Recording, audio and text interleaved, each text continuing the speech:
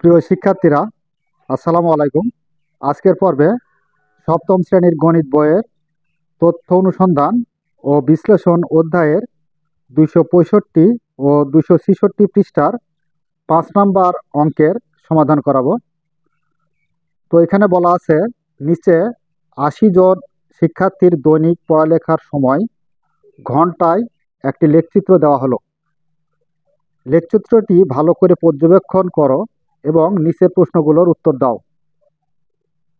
ক নাম্বার প্রশ্নে বলছে, নিচের লেখচিত্রটির নাম কি, এর বৈশিষ্ট্যগুলো লেখো। তো দেখো, নিচের লেখচিত্রটা একটু ভালোভাবে আমরা লক্ষ্য করি। তো এখানে শিক্ষার্থীর সংখ্যা, অর্থাৎ যেটা গণসংখ্যা সেটা হচ্ছে শিক্ষার্থীর সংখ্যা, আর এটা হলো দৈনিক পড়ালেখার সময় ঘন্টায় দেওয়া আছে। তো পাশাপাশি যদি কোনো চিত্র বা স্তম্ভ লেখ থাকে তাহলে সেটাকে আমরা আয়তলেখ বলি, যা তোমরা পূর্বে থেকেই জানো। তো এই চিত্রটির নাম হচ্ছে আয়তলেখ। তো এর বৈশিষ্ট্যগুলা আমাদের দেখাতে হবে। তো দেখো, আমরা বৈশিষ্ট্যগুলো দেখিয়ে দিই। ক নাম্বার, নিচের লেখচিত্রটির নাম আয়তলেখ। আয়তলেখের বৈশিষ্ট্যসমূহ। তো আয়তলেখের কি কি বৈশিষ্ট্য থাকে সেগুলো একটু লক্ষ্য করি আমরা। আয়তলেখের স্তম্ভগুলো পাশাপাশি লাগানো থাকে। তার মানে তোমরা আয়তলেখের যে স্তম্ভগুলো দেখলে সেই স্তম্ভগুলো কিন্তু পাশাপাশি লাগানো আছে। 2 নম্বর বৈশিষ্ট্য, আয়তলেখের প্রস্থগুলো প্রকৃত শ্রেণীব্যাপ্তির সমান হয়। অর্থাৎ এই যে এখানে আয়তলেখের স্তম্ভগুলা দেখতে পাচ্ছ, এই স্তম্ভগুলার যেটা আমাদের প্রস্থ আছে, এটা হলো প্রস্থ, এই প্রস্থটা হচ্ছে প্রত্যেকটা শ্রেণীব্যাপ্তির সমান। 3 নম্বর বৈশিষ্ট্যটা হচ্ছে, আয়তলেখের স্তম্ভগুলোর উচ্চতা বা দৈর্ঘ্য গণসংখ্যার সমানুপাতিক হয়। তার মানে আয়তলেখের যে স্তম্ভগুলো আছে সেই স্তম্ভগুলোর উচ্চতা বা দৈর্ঘ্য এর গণসংখ্যার সমান। তার মানে এই যে স্তম্ভ, অর্থাৎ এর ঘনসংখ্যা যত বেশি হবে এর উচ্চতা বা দৈর্ঘ্য তত বেশি হবে। যেমন এটাতে আছে 4, তো এর 4 পর্যন্ত এর হলো উচ্চতা। আবার হলো পরেরটাতে আছে হচ্ছে 8 ঘনসংখ্যা, তাহলে 8 পর্যন্ত এর উচ্চতা। এইভাবে 22, 32 এইভাবে উচ্চতা, মানে ঘনসংখ্যা যত বেশি হবে উচ্চতা তত বাড়বে। তো আশা করি তোমরা বৈশিষ্ট্যগুলো বুঝতে পেরেছো। তো চলো এবার পরবর্তী প্রশ্নটা দেখি। খ নাম্বারে বলছে, সর্বাধিক কত ঘন্টা শিক্ষার্থীরা পড়ালেখা করে। তো এখানে গণসংখ্যা, আমাদের এগুলো হচ্ছে শিক্ষার্থীর গণসংখ্যা বা শিক্ষার্থীর সংখ্যা। আর নিচে দেওয়া আছে আমাদের পড়ালেখার সময়, যেটা আমরা শ্রেণীব্যাপ্তি হিসেবে ধরেছি। প্রথমে পড়ছে হলো 1 থেকে 2 ঘন্টা পড়ে, 2 থেকে 3 ঘন্টা, 3 থেকে 4 ঘন্টা, 4 থেকে 5 ঘন্টা, 5 থেকে 6 ঘন্টা, 6 থেকে 7 ঘন্টা। তো এখানে প্রশ্ন কি করা হয়েছে, সর্বাধিক কত ঘন্টা শিক্ষার্থীরা পড়ালেখা করে।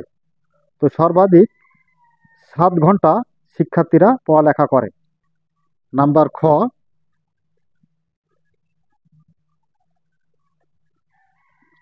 সর্বাধিক 7 ঘন্টা শিক্ষার্থীরা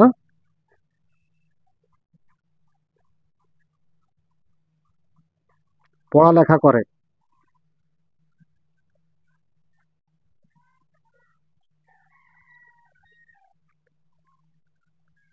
এটা গেল খ নাম্বার প্রশ্নের সমাধান।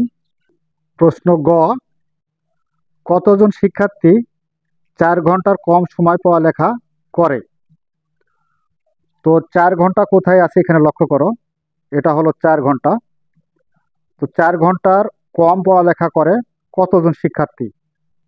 নাম্বার গ, 4 ঘন্টার কম সময়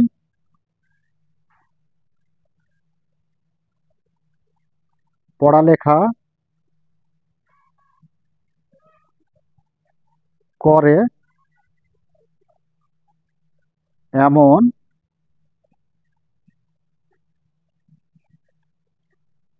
শিক্ষার্থীর সংখ্যা সমান এখানে 4 ঘন্টা সর্বাধিক 4 ঘন্টার কম পড়ালেখা করে, তার মানে এখান থেকে 1 থেকে 2 ঘন্টা পড়ে হচ্ছে 4 জন, 2 থেকে 3 ঘন্টা পড়ে 8 জন, এবং 3 থেকে 4 ঘন্টা পড়ালেখা করে 22 জন। তো এগুলা হচ্ছে কম পড়ালেখা করে। আর 4 ঘন্টার যদি বেশি বলা হইতো তাহলে এই যে 32 জন, 8 জন এবং 6 জন যোগ করা লাগতো। কিন্তু এখানে 4 ঘন্টা যেহেতু কম বলছে, এরা 4 ঘন্টার কম, মানে এখানে 22, 8, 4, এ কয়েকজন 4 ঘন্টার কম পড়ালেখা করে। তাহলে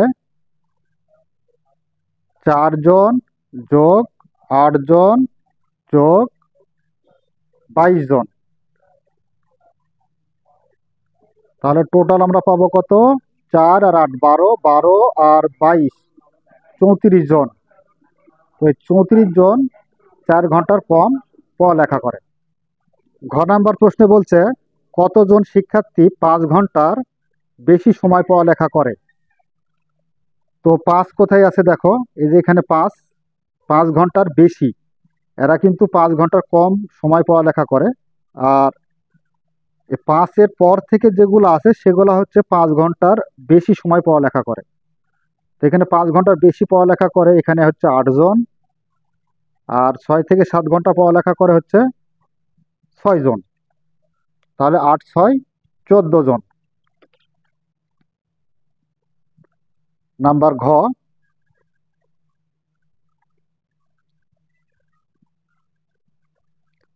5 ঘন্টার বেশি পড়ালেখা করে এমন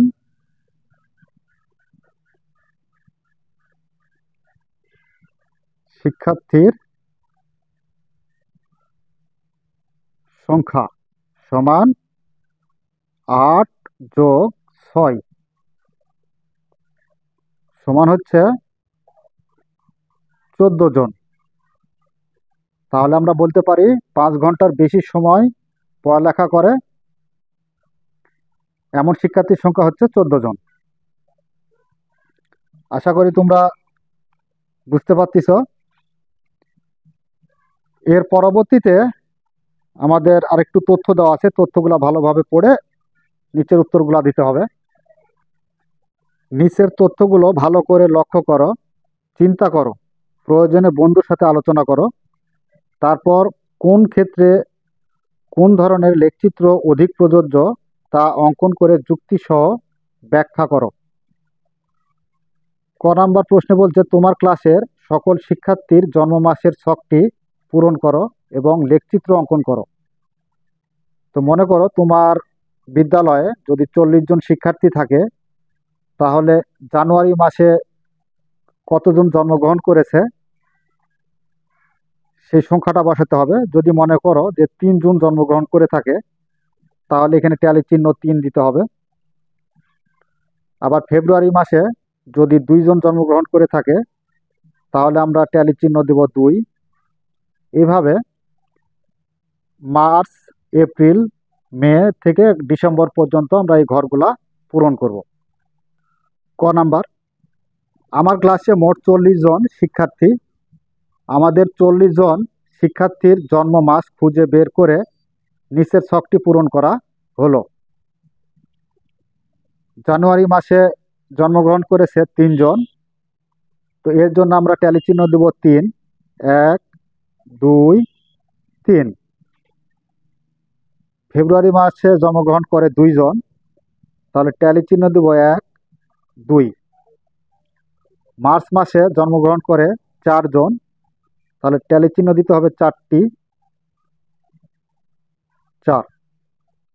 এপ্রিল মাসে 1 জন, তাহলে 1 ট্যালি চিহ্ন দেব। মে মাসে জন্মগ্রহণ করে 2 জন, তাহলে 2টা ট্যালি চিহ্ন দেব। জুন মাসে জন্মগ্রহণ করে 6 জন। 1, 2, 3, 4। যখন আমরা 5টা বসাবো তখন এই 5-এর পূর্বে এখানে একটা 5টার বান্ডিল তৈরি করব। তাহলে এটা হলো 5টা, আর এই একটা 6টা। এরপর জুলাই মাসে জন্মগ্রহণ করে 4 জন, তাহলে 4টা ট্যালি চিহ্ন দেব। আগস্ট মাসে 2 জন, 2টা। সেপ্টেম্বর মাসে হচ্ছে 3 জন, 3টা ট্যালি চিহ্ন দেব। অক্টোবর মাসে 4 জন, 4টা ট্যালি চিহ্ন দেব। নভেম্বর মাসে 5 জন, তাহলে আমরা 5টা ট্যালি চিহ্ন দেব, অর্থাৎ 4টার পরে 5-এর একটা বান্ডেল তৈরি করব। ডিসেম্বর মাসে 4 জন, তাহলে 4টা ট্যালি চিহ্ন দিই। তো দেখো এখানে আমরা গণসংখ্যা 3, 2, 4, 1, 2, 6, 4, 2, 3, 4, 5, 4 এই সবগুলো যদি যোগ করি তাহলে আমরা মোট 40টি পাবো, অর্থাৎ আমাদের শিক্ষার্থীর সংখ্যার সাথে গণসংখ্যাটা মিলে যাবে, 40 জন। তো এখান থেকে আমরা একটি স্তম্ভলেখ অঙ্কন করব। কারণ হচ্ছে প্রতিটি মাসের কেবলমাত্র একটি স্তম্ভ অঙ্কন করা সম্ভব। তো একটি মাসের জন্য একটি স্তম্ভ তৈরি করতে হবে। এর জন্য আমরা এখানে আয়তলেখের পরিবর্তে স্তম্ভলেখ আমরা অঙ্কন করব। তো দেখো এটাকে বলা হয় আনুভূমিক রেখা, বা সংক্ষেপে যাকে বলে এক্স অক্ষ, আর এটা হচ্ছে উলম্ব রেখা বা ওয়াই অক্ষ। আনুভূমিক রেখা এবং এক্স অক্ষ বা উলম্ব রেখা যেখানে মিলিত হবে তার নাম হচ্ছে মূলবিন্দু 0। তো এখানে আনুভূমিক রেখা বা এক্স অক্ষ বরাবর আমরা মাসের নাম এবং উলম্ব রেখা বা ওয়াই অক্ষ বরাবর আমরা গণসংখ্যা বা শিক্ষার্থীর সংখ্যা লিখেছি।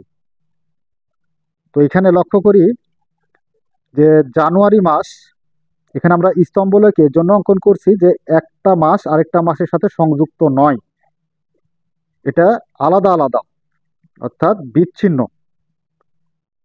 এর জন্য আমরা একে স্তম্ভলেখের মাধ্যমে প্রকাশ করছি চিত্রটা। যদি অবিচ্ছিন্ন হতো তাহলে আয়তলেখ অঙ্কন করতাম। তো দেখো এখানে জানুয়ারিতে শিক্ষার্থীর সংখ্যা 3 জন গণসংখ্যাতে। তো এখানে আমরা গণসংখ্যার 5 ঘরে 1 একক ধরেছি, তাহলে আমরা 3 ঘর উপরে উঠব। 1, 2, 3, এই যে 3। এরপরে ফেব্রুয়ারিতে আছে কয়জন? 2 জন। তো দেখো ফেব্রুয়ারিতে আছে 2 জন শিক্ষার্থী, তাহলে ফেব্রুয়ারি দিয়ে আমরা এখানে 1 ঘর 2 ঘর উঠলাম, এই 2 পর্যন্ত। এরপরে মার্চে আছে 4 জন, তো দেখো 1, 2, 3, 4। এপ্রিলে আছে 1 জন শিক্ষার্থী, তো দেখো যে এপ্রিলে হচ্ছে 1 জন, তাই আমরা গণসংখ্যা বরাবর 1 ঘর নিয়েছি। এইভাবে মে মাসে 2 জন, জুন মাসে 6 জন, 1, 2, 3, 4, 5, 6, এই যে দেখো জুন মাসে যে 6 জন। এবার 4 জন, 2 জন। এরপরেরটা হচ্ছে 4 জন জুলাই মাসে, 1, 2, 3, 4। তারপরে 2 জন, 1, 2। সেপ্টেম্বর মাসে হলো, সেপ্টেম্বরে তোমার হচ্ছে 3 জন, 1, 2, 3। অক্টোবর মাসে হচ্ছে 4 জন জন্মগ্রহণ করে, 1, 2, 3, 4। এভাবে তুমি লাস্ট পর্যন্ত ডিসেম্বর পর্যন্ত দিবে। ডিসেম্বরে আমরা দেখবো যে 4 জন জন্মগ্রহণ করেছে, তো 4টা ঘর উপরে আমরা নিয়েছি। তো আশা করি তোমরা স্তম্ভলেখটি বুঝতে পেরেছো। এর পরবর্তী প্রশ্ন কি আছে চলো দেখি। নাম্বার খ, অ্যাঞ্জেল, সুমিত, নিপা ও মিন্তি কান্তার পরিবারের সদস্যদের ওজন কেজিতে নিম্নরূপ: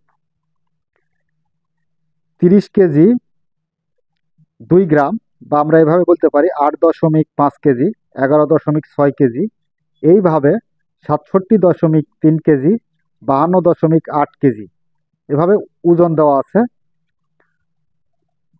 তো এখন এখান থেকে আমরা কোন ছকটি আঁকালে আমাদের জন্য সুবিধাজনক হবে, তো সেটাই আমরা এখানে অঙ্কন করার চেষ্টা করব।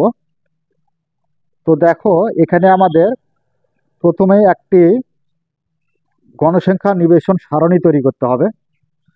গণসংখ্যা নিবেশন সারণী তৈরি করার পর আমরা আয়তলেখ অঙ্কন করব, কারণ এই খ নাম্বারের জন্য আমাদের আয়তলেখটাই উপযুক্ত। তো দেখো, আয়তলেখ অঙ্কন করতে হলে প্রথমে আমাদের পরিসর বের করতে হবে। তো আমরা বলতে পারি প্রদত্ত উপাত্তের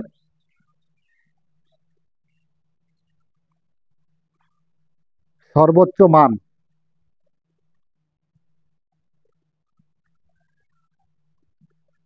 সর্বোচ্চ মান হলো,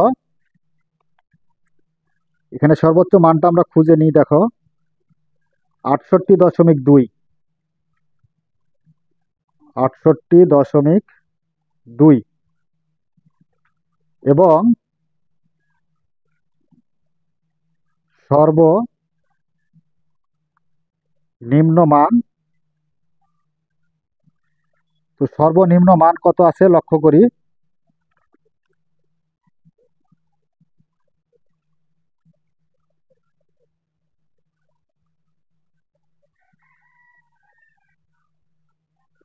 8.5, 8.5 হচ্ছে সর্বনিম্ন মান। তাহলে আমাদের পরিসরটা কত দাঁড়াবে? অতএব পরিসর সমান হচ্ছে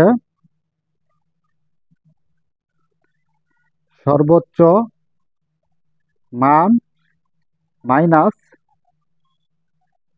সর্বনিম্ন মান প্লাস 1। সর্বোচ্চ মান হলো 68.2 মাইনাস সর্বনিম্ন মান 8.5 প্লাস 1। 68.2 থেকে 8.5 বিয়োগ করলে আমরা পাবো 60.7 প্লাস, সরি, এটা একটু ভুল হয়েছে। তো এখানে আমরা দেখো, বিয়োগটা আমি এখানে করে দিতে পারি তোমাদের। 68.2 এখান থেকে বিয়োগ করতে হবে 8.5। তো এটা 12 ধরতে হবে, 2কে 12 থেকে 5 বাদ দিলে 7, হাতে 1, 1 এসে 8-এর সাথে যোগ 9, 18 থেকে 9 বিয়োগ করলে পাবো 9, হাতে 1, 6 থেকে 1 বাদ দিলে 5, আর দশমিক করতে দশমিক, অর্থাৎ এখানে আমরা পাইলাম হচ্ছে 59.7। এর সাথে যোগ করতে হবে কত? 1। আমরা যদি যোগ করি তাহলে পাবো 60.7। এটা হলো আমাদের পরিসর। এখন যদি আমরা শ্রেণী ব্যাপ্তি 10 ধরি, শ্রেণী ব্যাপ্তি 10 ধরে শ্রেণী সংখ্যা কত হবে? শ্রেণী সংখ্যাটা বের করতে হবে। শ্রেণী সংখ্যা, তো শ্রেণী সংখ্যা বের করার নিয়ম হচ্ছে পরিসর ভাগ শ্রেণী ব্যাপ্তি। শ্রেণী ব্যাপ্তি পরিসর হচ্ছে 60.7 ভাগ শ্রেণী ব্যাপ্তি হলো 10। তাহলে 60.7কে 10 দ্বারা ভাগ করলে আমরা পাবো 6.07। তো এখানে দশমিকের পরে যদি কোনো সংখ্যা আসে তাহলে পূর্ণ একটা সংখ্যা ধরতে হয়, অর্থাৎ ছয়ের পরের সংখ্যাটা ধরতে হবে। তো ছয়ের পরের সংখ্যাটা হলো কত? 7।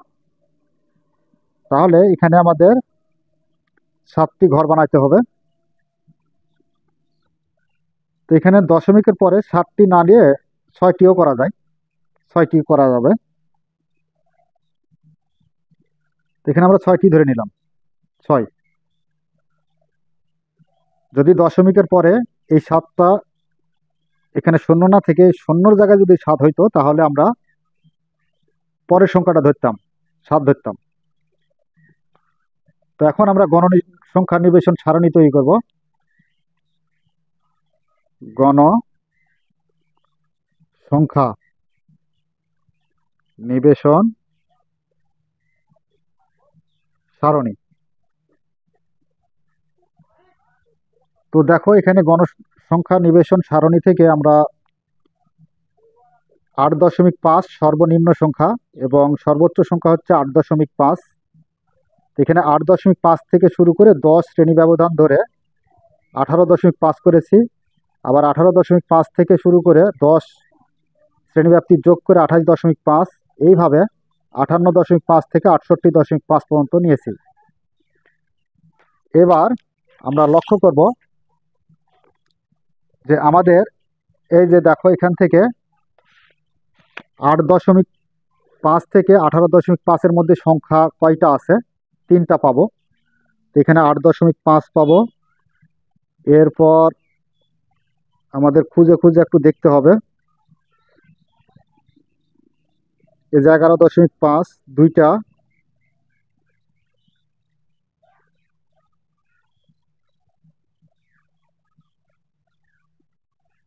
এই যে 17, এখানে হচ্ছে 17.6 একটা, 3টা। এই 3টা সংখ্যা আমরা পাবো। তো দেখো এখানে আমরা গণসংখ্যা 3 লিখেছি। তো তোমরা এখানে ট্যালি চিহ্ন 3 দিয়ে দিবে, 1 2 3। এইভাবে 18.5 থেকে 28.5-এর মধ্যে সংখ্যা আমরা এর ভিতরে খুঁজে দেখব। দেখলে আমরা পাবো হচ্ছে 2টা। তাহলে এখানে আমরা ট্যালি চিহ্ন 2 দিয়ে দেব। এরপর 28.5 থেকে 38.5 এর মধ্যে আমরা সংখ্যা পাবো 4টা। তাহলে এখানে 4 দিয়ে দেবো গণসংখ্যা। এরপরে হচ্ছে 38.5 থেকে 48.5-এর মধ্যে আমরা পাবো 2টা। এভাবে একটু এর ভিতর থেকে খুঁজে বের করবে, দেখতে পাবে। এখানে আমরা 2টা পাইছি।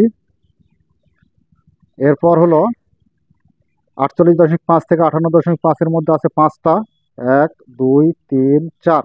5টার জন্য একটা বান্ডেল তৈরি করতে হয়। এরপরে আছে 4টা, 1 2 3 4। তো এই মোট আমরা পাবো কত? 20। অর্থাৎ টোটাল আমাদের এই যে তথ্যগুলো দেওয়া আছে, এই তথ্যগুলোর মধ্যে 20টি সংখ্যা আছে।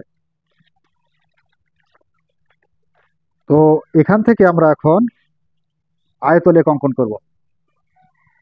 কারণ হচ্ছে আয়তলেখ অঙ্কন করার কারণটা হলো যে এখানে দেখো 8.5 থেকে শুরু এবং সর্বোচ্চ সীমা হলো 18.5। আবার এখানকার যখন শুরু হয়েছে অর্থাৎ সর্বনিম্ন শ্রেণী হলো 18.5 এবং সর্বশেষ হচ্ছে সর্বোচ্চ হলো 28.5। তার মানে এটা শেষ হয়েছে আর এটা দ্বারা শুরু হয়েছে, আবার এটা শেষ হয়েছে আর এটা দ্বারা শুরু হয়েছে। এই জন্য এটাকে আমাদের প্রকৃত শ্রেণীব্যাপ্তি নিয়ে আয়তলেখ অঙ্কন করতে হবে। এটা হচ্ছে এক্স অক্ষ, এটা হলো ওয়াই অক্ষ। এক্স অক্ষ এবং ওয়াই অক্ষ যেখানে মিলিত হবে সেটা হচ্ছে মূল বিন্দু 0। আর এক্স অক্ষকে আনুভূমিক রেখা এবং ওয়াই অক্ষকে উলম্ব রেখা বলা যায়। তো এটা হলো আমাদের স্টার্টিং পয়েন্ট। এখানে 8.5 18.5, অর্থাৎ এই যে আমরা এই শুরুগুলা নিয়েছি 8.5 18.5 28.5, এইভাবে চলে আসবে 58.5 থেকে 68.5 পর্যন্ত। তো দেখো এই যে 68.5 পর্যন্ত আমরা নিয়েছি। আর উপরে যেগুলো আছে সেটা হচ্ছে উলম্ব রেখা বরাবর, সেটা হচ্ছে তোমার গণসংখ্যা বা ছাত্রছাত্রীর সংখ্যা বলতে পারো। তো এখানে ছাত্রছাত্রীর সংখ্যা তো নাই, উচ্চতা। তো এখানে 8.5 থেকে 18.5-এর মধ্যে আমাদের গণসংখ্যা কয়টা আছে? 3টা। তো এই যে 3। তো এখানে আমরা 3 ঘর, এখানে 5 ঘরে 1 একক ধরেছি, সেহেতু আমরা 3 ঘর নেব, যে 1 2 3, এই 3 পর্যন্ত গিয়েছি। এভাবে 18.5 থেকে 28.5 এর মধ্যে আমাদের গণসংখ্যা কয়টা? 2টা। তাহলে 2 ঘর উপরে উঠতে হবে, 1 2, এই যে 2 পর্যন্ত। সেম ভাবে তুমি এগুলা লক্ষ্য করে দেখবে যে এই গণসংখ্যার সাথে সবগুলাই আমাদের মিলে যাচ্ছে। এরপরে হচ্ছে 4টা, এই যে 1 2 3 4। এর পরবর্তীতে আছে হচ্ছে 38.5 থেকে 48.5 এ হচ্ছে 2টা, 2টা, তাহলে 1 2। আবার এখানে হচ্ছে 48.5 থেকে 58.5 আমাদের কয়টা আছে? এখানে 5টা আছে। তো 5টা উঠবো, 1 2 3 4 5, এই যে গণসংখ্যা 5 পর্যন্ত আছে। সেম ভাবে লাস্টেরটা 58.5 থেকে 68.5 এর ঘরে আছে আমাদের কয়টা? 4টা। তাহলে যে 1 2 3 4, দেখলাম সুন্দর করে তোমরা রোল দিয়ে টেনে দিবে, ঘরগুলা সুন্দর করে ভরাট করবে। তো আশা করি তোমরা আয়তলেখটা বুঝতে পেরেছ। এবার পরবর্তী প্রশ্নটা দেখি। গ নাম্বার, কোনো এক জেলার উন্নয়ন পরিকল্পনার বিভিন্ন খাতে বরাদ্দকৃত টাকার শতকরা হিসাব নিম্নরূপ। খাত: বরাদ্দকৃত টাকা শতকরায়। কৃষি খাতে 30%, শিল্প খাতে 25%, যোগাযোগ 15%, বিদ্যুৎ হলো 8%, শিক্ষা খাতে হলো 12% এবং অন্যান্য খাতে 10%। সবগুলা যদি যোগ করো তাহলে আমরা পাবো 100%, অর্থাৎ 100%-এর সমান পাবো। তো আমরা স্বাভাবিকভাবে জানি যে বৃত্তের কেন্দ্রে 360 ডিগ্রি কোণ উৎপন্ন করে। তো এখানে বলা হয়েছে বরাদ্দকৃত টাকার শতকরা হিসাব নিম্নরূপ। তো এখানে আমরা শতকরা হিসাবটা ধরে আমরা বৃত্তের একটা কেন্দ্রে কত ডিগ্রি কোণ উৎপন্ন করে সেটা নির্ণয় করব।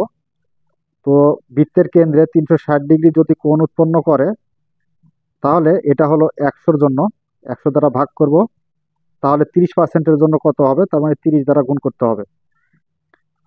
তো গুণ করলে আমরা এটা পেয়ে যাব, যে হলো তোমার 30 দ্বারা 360-কে গুণ আর 100 দ্বারা ভাগ করবে, তাহলে তুমি পাবে হচ্ছে 108 ডিগ্রি। এরপর শিল্প খাতের ক্ষেত্রে হবে তোমার 360 ভাগ হচ্ছে 100 গুণ হলো 25। তো এই 25-এর জন্য বা 25%-এর জন্য আমরা বৃত্তের কেন্দ্রে কত ডিগ্রি কোণ পাবো? তো এটাকে যদি আমরা এই 25 দ্বারা 360-কে গুণ করবে আর 100 দ্বারা ভাগ করলে তুমি পাবে হচ্ছে 90 ডিগ্রি। তো এটা তোমরা একটু ক্যালকুলেটারে হিসাব করে নিবে। এরপর 360 ডিগ্রি ভাগ হলো 100 গুণ হলো 15 সমান আমি পাবো হচ্ছে 54 ডিগ্রি। 360 ডিগ্রি ভাগ হচ্ছে 100 গুণ হলো 8, তো এর জন্য পাবো আমি 28.8 ডিগ্রি। এর পরবর্তীতে 360 ডিগ্রি ভাগ হচ্ছে 100 গুণ হলো 12, 12%-এর জন্য কত পাবো? তো এখানে হচ্ছে 43.2 ডিগ্রি। এরপর 10-এর জন্য কত পাবো? তো 360 ডিগ্রি ভাগ হলো 100 গুণ হচ্ছে 10, তো সমান 36 ডিগ্রি পাবো। তো এই টোটাল আমি যদি এই ডিগ্রিগুলো আবার যোগ করি তাহলে এখানে পাবো 360 ডিগ্রি। তো দেখো এখানে বৃত্তের কেন্দ্রে কৃষি কাজের জন্য কত ডিগ্রি কোণ উৎপন্ন করবে? শিল্প খাতের জন্য 90 ডিগ্রি, যোগাযোগের জন্য 54 ডিগ্রি, বিদ্যুৎ খাতের জন্য হলো 28.8 ডিগ্রি, শিক্ষা জন্য হলো 43.2 ডিগ্রি এবং অন্যান্য খাতে 36 ডিগ্রি কোণ উৎপন্ন করতে হবে। তো এখানে আমরা শুরুতেই আমরা কৃষি কাজের জন্য কত আছে? 30% বা 108 ডিগ্রি কোণ তৈরি করব। তো এখানে আমি হাত দিয়ে এঁকে করে দিচ্ছি, তোমরা অবশ্যই এখানে চাঁদা দিয়ে ধরে করবে। তো মনে করো যে এটা হলো 108 ডিগ্রি কোণ, এই যে এই কোণের মাপটা হবে কত ডিগ্রি? 108 ডিগ্রি কোণ হবে। তো এখানে আমরা এভাবে লিখতে পারি 108 ডিগ্রি। এটা কিসের জন্য? কৃষি। আর পার্সেন্টেজ ছিল কত? 30%। এবং পরবর্তীটা ধরবো আমরা। পরবর্তীটাতে কি আছে দেখো, শিল্প খাতে 90 ডিগ্রি। তো মনে করি এটা হচ্ছে 90 ডিগ্রি হলো শিল্প খাত। শিল্প পার্সেন্টেজ ছিল কত? 25% ছিল, তাহলে আমরা এখানে দিয়ে দিই 25%। এরপরে আছে কত ডিগ্রি আমাদের? 54 ডিগ্রি। তো এখান থেকে ধরে আমরা এটা ধরে নেব 54 ডিগ্রি। 54টা হলো যোগাযোগ খাতে। তো এখানে 54 ডিগ্রি, 54 ডিগ্রি। আর জায়গা হলো এটা যোগাযোগ। যোগাযোগ পার্সেন্টেজ হচ্ছে 15%।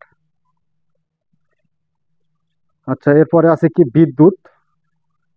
বিদ্যুৎ খাতে আমাদের আছে কত পার্সেন্ট? 28। এটা হচ্ছে ছোট হবে। এটা হলো 28.8 ডিগ্রি। বিদ্যুৎ, বিদ্যুৎ পার্সেন্টেজ হচ্ছে 8%। এবং শিক্ষা খাতে হলো 43। তো এটা হলো শিক্ষা। শিক্ষা ক্ষেত্রের ডিগ্রি হলো 43.2 ডিগ্রি। এবং পার্সেন্টেজের ক্ষেত্রে হবে 12%। এবং অন্যান্য খাতে হচ্ছে 10। তাহলে এটা হচ্ছে অন্যান্য। তো অন্যান্যর আমাদের ডিগ্রি পরিমাণটা হলো কত? 36 ডিগ্রি। এটা ডিগ্রি 36 ডিগ্রি। আর পার্সেন্টেজ হচ্ছে 10%। তো প্রিয় শিক্ষার্থীরা, তোমরা এক কাজ করবে, সেটা হলো এখানে অবশ্যই এই যে একটা দাগ দিয়ে নিয়ে এখান থেকে তোমরা চাঁদার সাহায্যে এই কোণগুলা কাটবে, চাঁদা ধরে ধরে। আমার কাছে চাঁদা নেই, এর জন্য আমি দেখাতে পারলাম না তোমাদের। তো হাত দিয়ে তোমাদের বুঝিয়ে দেওয়ার চেষ্টা করলাম। তো এই সব ডিগ্রিগুলো যোগ করবে, দেখবে যে 360 ডিগ্রি। তো আমরা স্বাভাবিকভাবে জানি যে বৃত্তের কেন্দ্রে 360 ডিগ্রি কোণ উৎপন্ন করে। তো এই ছিল আমাদের অঙ্কিত অঙ্কিত পাইচিত্র। তো আমাদের এই পাইচিত্রটাই এই বরাদ্দকৃত টাকা বা বৃত্তের কেন্দ্র কত ডিগ্রি কোণ উৎপন্ন করে তার জন্য এই পাইচিত্রটাই আমাদের উপযুক্ত। এই জন্য আমরা পাইচিত্র অঙ্কন করে দেখিয়ে দিলাম। তো প্রিয় শিক্ষার্থীরা, আশা করি তোমরা ক্লাসটি বুঝতে পেরেছো। আর যদি বুঝতে পেরে থাকো তাহলে অবশ্যই আমাদের চ্যানেলটি সাবস্ক্রাইব করে আমাদের সাথে থাকবে। এই বলে আজকের মতো ক্লাস এখানে শেষ করছি। ধন্যবাদ সবাইকে।